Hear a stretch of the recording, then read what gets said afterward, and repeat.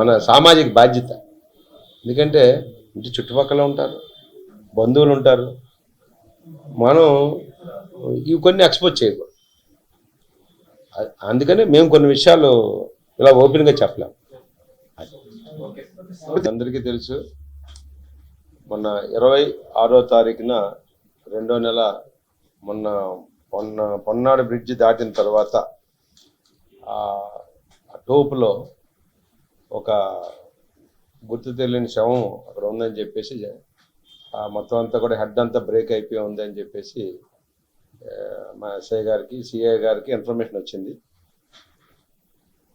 ఇమీడియట్గా ఎస్ఐ గారు సిఐ గారు అక్కడికి వెళ్ళడం, ఆ రాత్రి అంటే సుమారుగా మాకు రావడం ఈవినింగ్ అయిపోయింది. ఆ నైట్ వెళ్ళి చూసి గార్డ్ వేసి ఆ టైంలో అక్కడంతా ప్రొటెక్షన్ అంతా ఏర్పాటు చేశారు. ఎవరిదా శవాన్ని ఐడెంటిఫై చేస్తే అది పైలా మోహన్ రావు అని చెప్పేసి మన రాంబే కాలనీలో ఉంటాడు, ఆయనదని చెప్పేసి ఐడెంటిఫై చేయడం జరిగింది. ఇమీడియట్గా చుట్టుపక్కల అందరూ కూడా ఐడెంటిఫై చేశారు. వాళ్ళ తాలూకా భార్య, పిల్లలు, కొడుకున్నాడు, వాళ్ళని కూడా వచ్చి ఐడెంటిఫై చేయడం జరిగింది. అతను టిఫిన్ సెంటర్ని రన్ చేస్తుంటాడు, అలాగే చీటీ పాటలు వేస్తుంటాడు, అలాగే మన ఈ జిల్లాలో ఉన్నటువంటి హిజ్రాల సంఘానికి నాయక్గా ఉంటాడు. అతను వృత్తి అయితే టిఫిన్ సెంటర్, అలాగే చీటీ లేడు. ఆయన ఉండడం కూడా ఈ హిజ్రాల సంఘానికి నాయక్ అంటారు. ఆ నాయక్గా ఆయన ఉండి వాళ్ళ తాలూకు వెల్ఫేర్ చూడడం అవన్నీ కూడా చేస్తూ ఉంటాడు. ఈ క్రమంలో దీని మీద మా సిఐ గారు ఇమీడియట్గా ఈ ఒక 3 టీమ్స్ని ఫామ్ చేసి, మా ఎస్పీ గారు కూడా ఇంపార్టెంట్ మన జీసగడామ ఎస్ఐ గారితో, అలాగే లావేర్ ఎస్ఐ, అలాగే జేఆర్ ఆ సర్కిల్ ఎస్ఐస్, అలాగే హెచ్ఆర్ఎల్ ఎస్ఐ గారు ఆధ్వర్యంలో 3 టీమ్స్ని ఫామ్ చేయడం జరిగింది. సిఐ గారు వారికి ఉన్నటువంటి నేరస్థల పరిశీలన, టెక్నికల్ ఎవిడెన్స్ తోటి ఇమీడియట్గా నైట్ కంటిన్యూగా హార్డ్ వర్క్ చేయడంతో దాంట్లో మంచి క్లూస్ అయితే మనకు లభించింది.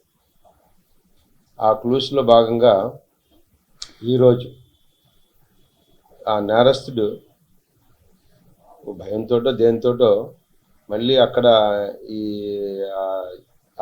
మన పొన్నాడు బ్రిడ్జ్ అవతలే ఆ ఏరియాలోనే తెచ్చాడని ఒక సమాచారం రావడంతో ఇమీడియట్గా మీడియేట్స్ని తీసుకొని అక్కడ వెళ్ళడం,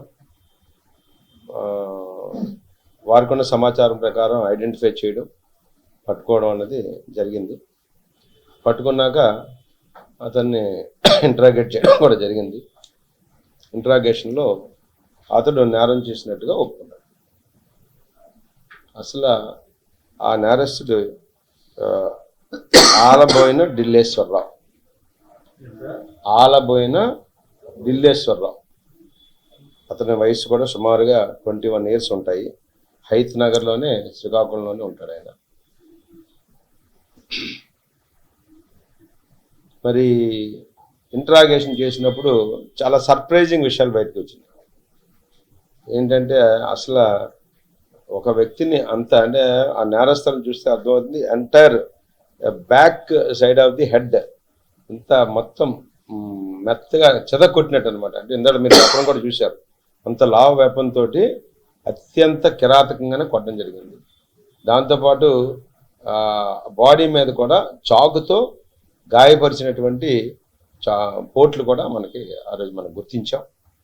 ఏంటి అసలు నేరం ఎందుకు ఈ తీవ్రతలో జరిగింది అనేది మీద సిఐ గారు చాలా ఇంట్రాగేట్ చేస్తే, ఈ యొక్క ఢిల్లేశ్వరరావు అనే వ్యక్తి, ఈ యొక్క మోహన్ రావు అనే వ్యక్తి ఇద్దరు కూడా ఈ చీటీ పాటల విషయంలోనూ ఈ యాక్చువల్గా ఢిల్లేశ్వరరావు ఆశీలు వసూలు చేస్తుంటాడు. అలాగే ఆశీలు వసూలు చేసి చిట్లు కట్టడంతో ఇద్దరికి ఒక పరిచయం ఏర్పడింది. ఆ పరిచయంలో భాగంగా వాళ్ళిద్దరికి ఒక అవినాభావ సంబంధం ఏర్పడింది. That is unnatural sexual contact. ఒకరికొకరికి ఏర్పడడంతో ఇద్దరు అలా ఒకే గదిలో ఉండడం, ఆ ఢిల్లేశ్వరరావుకి ఎప్పుడన్నా ఆర్థికంగా డబ్బు కావాలంటే ఈ మోహన్ రావు అతనికి ఆర్థిక సహాయం చేయడం 5,000 10,000 ఇంకెంత కావాలో అంత. ఎందుకంటే because they have some otherwise relationship అనేది ఉండడంతో ఆల్మోస్ట్ ఇద్దరు కూడా కలిసి ఉండడం, ఈ విధంగా ఇద్దరికి అలా ఉండి అతను ఇద్దరు కలిసి ఒక రూమ్లో ఉండడం, దీనికోసం ఒక రూమ్ కూడా సపరేట్ తీసుకున్నారు, అక్కడ కలిసి ఉండడం, తాగడం, ఇలా చేస్తూ ఒక సందర్భంలో ఇద్దరికి గొడవైంది. ఈ గొడవ అవడంతో గొడవలో భాగంగా ఆడేం చెప్పాడంటే, నువ్వు ఇలాగే నాకు ఇంతకుముందు కూడా ఏదో చేస్తానో హెల్ప్ చేస్తానో నాకేం చేయలేదు నేను అంటే, ఆ గొడవలు అయినప్పుడు ఏం చెప్పాడు, నువ్వు నేను గొడవ పడద్దు, నీకు నేను మెయింటెనెన్స్ కింద నెలకి 10,000 రూపాయలు మంచి ఇల్లు కూడా 10 లక్షలు పెట్టి కట్టిస్తానని చెప్పడం జరిగింది. అదేది ఫుల్ఫిల్ చేయలేదు.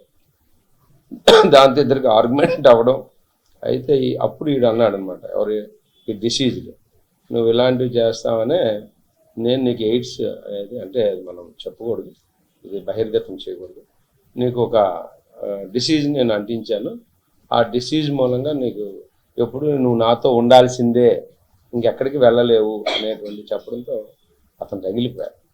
అదే నా జీవితాన్ని నాశనం చేసాడు, నా బతుకుపోయింది, లేనిపోని ఈ జబ్బు రావడం మూలంగా నా బతుకుపోయింది అనేటువంటి బాధ అతనిలో ఉంది వర్ణాతీతంగా. సో ఈ డబ్బు ఇవ్వట్లేదు, ఏం పట్టించుకోవట్లేదు, ప్లస్ తన జీవితాన్ని నాశనం చేశాడు. దాంతో ఒక విధమైనటువంటి బాధతో అతను ఉండడం, ఎలాగైనా ఏమీ చేయలేదు కాబట్టి ఇతన్ని చేయాలన్నాడు. దాంతో అతను ఏమన్నాడు, నువ్వు ఇదంతా ఏదన్నా గట్టిగా చేస్తే నీ ఫ్యామిలీకి చెప్పేస్తాను అది ఇదని ఇద్దరికి ఆర్గ్యుమెంట్స్ అయినాయి. ఎప్పుడైతే ఇది బహిర్గతం అయితే ఇంకా కుటుంబం ఇబ్బందులు, సమాజంలో కొంచెం చెడ్డ పేరు వస్తుందని వీడిని చెప్పకముందే ఏదో చేయాలనే ఉద్దేశంతో ప్లాన్ వేసుకుని ఆయన వాళ్ళ మేనల్లుడు ఒక ఫ్రెండ్ పాలకొండలో ఉంటే అక్కడికి వెళ్ళి అక్కడి నుంచి ఒక బండి కారు ఎంగేజ్ చేసుకుని అతని ఫ్రెండ్ ప్రశాంత్ అని ఉన్నాడు, వాళ్ళందరూ కలిసి కారులో వచ్చారు. వస్తున్నప్పుడు ఈయన ఫోన్ చేశారు, నువ్వు ఎక్కడున్నారో. వాళ్ళకి ఏం చెప్పారు, అరసివిల్ గుడికి వెళ్దాము, మీకు దర్శనం చేయిద్దాం అని వాళ్ళ అక్కతో చెప్పి వాళ్ళ మేనల్ని కూడా ఎక్కించుకున్నాడు. గుడికి కదా అని వాళ్ళు పంపించారు. వస్తూ వీడికి ఫోన్ చేశాడు డిసీజ్కి, మేము వస్తున్నారా, నువ్వు ఎక్కడున్నావు, పాపలాలు ఉన్నారు కదా రా అని. అంటే ఆడు కూడా షాప్ నుంచి బయలుదేరి బండి మీద వస్తే బండి అయిపోయింది. అప్పుడు ఆ బండి వదిలేసి పొన్నాడు బ్రిడ్జ్ యువతల నడుచుకుంటూ బ్రిడ్జ్ దాటినాక అక్కడికి వెళ్ళి వీళ్ళంతలో ఈ కారులో ఆపోజిట్లో వచ్చి వీడిని ఎక్కించుకున్న తర్వాత ముందు సీట్లో ప్రశాంత్ డ్రైవర్ కూర్చున్నారు. డ్రైవర్ అంటే సాయి అన్న అతను, కార్తీక్ అన్న మేనల్ వెనకాతలు కూర్చున్నాడు. ఒక పక్కన ఇతను కూర్చొని మధ్యన ఇతను కూర్చోబెట్టుకున్నారు అన్నమాట. మోహన్ వస్తున్నప్పుడు ఆ మాట ఆర్గ్యుమెంట్ పెరిగి చేతిలో ఉన్న చాకుతోటి అతని మీద అటాక్ చేశాడు.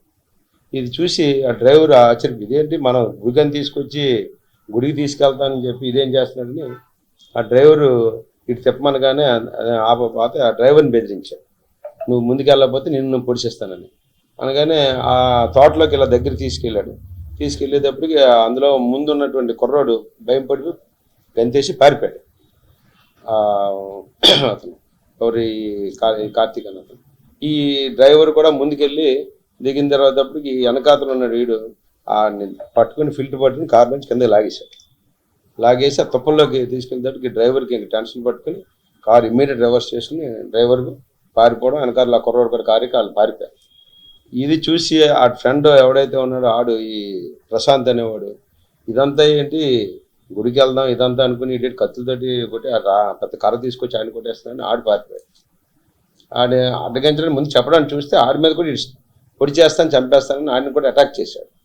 ఎప్పుడైతే ఇదంతా నాకు ఇది భయం వేస్తుందని చెప్పి ఆడు పారిపోయాడు. ఆడు కసి తీరా ఆడిని చంపాలనుకున్నాడు కాబట్టి కత్తితో పొడిచి ఆ కర్రతోటి మొత్తం అంతా కొట్టి అక్కడే స్పాట్లో చంపేసి వీళ్ళు కూడా అదే దారిలో తోటలోంచి వెళ్తూ ఉంటే ఉన్నాడు. అక్కడి నుంచి ఒక మోటార్ సైకిల్ అది ఎక్కి మళ్ళీ పాల్గొండది పారిపోయాడు. అక్కడి నుంచి పోలీసులు ఎత్తుకుతున్నారని తెలిసి 2-3 రోజులు అజ్ఞాతంలో ఉండి ఈరోజు మళ్ళీ అక్కడ ఏం జరుగుతుంది, ఆ ఏరియాలో ఏమనుకుంటున్నారు అని ఒక వెరిఫై చేయడానికి వచ్చిన సమయంలో సిఐ గారికి వచ్చిన సమాచారం మేరకు ఇమీడియట్గా పట్టుకోవడం జరిగింది. ఇది చాలా బాధాకరమైనటువంటి కేసు. ఎందుకంటే సమాజంలో ఇటువంటి ఉండడం అనేది కరెక్ట్ కాదు. అది దీని మూలంగా కుటుంబాలు ఎన్నో చిన్న భిన్నమైపోయే పరిస్థితి. కాబట్టి ఇటువంటి తప్పు చేయడం అనేది కరెక్ట్ కాదు. అలాగే డిసీజులు కూడా ఆ విధంగా బిహేవ్ చేయడం కరెక్ట్ కాదు. దాంతో ఈ కేసులో సిఐ గారు ఇమీడియట్గా మంచి టెక్నికల్ వాల్యూస్ తోటి ఆ కార్ని చేసి కార్ ఎలాగొచ్చింది, ఎక్కడి నుంచి వచ్చింది అన్న దాని మీద, అలాగే టెక్నికల్ ఎవిడెన్స్ తోటి మన ఎస్ఐ గారు, అలాగే జీసగడం ఎస్ఐ గారు, హెచ్ఎల్ ఎస్ఐ గారు కూడా వాళ్ళ టీమ్స్ అన్ని కూడా ఎక్సలెంట్ వర్క్ చేసినాయి. మా ఎస్పీ గారు చాలా అప్రిషియేట్ చేశారు. ఆ టీంలో అందరికి కూడా కంపల్సరీ రివార్డ్స్ కూడా ఆల్రెడీ ఎస్పీ గారు అనౌన్స్ చేశారు.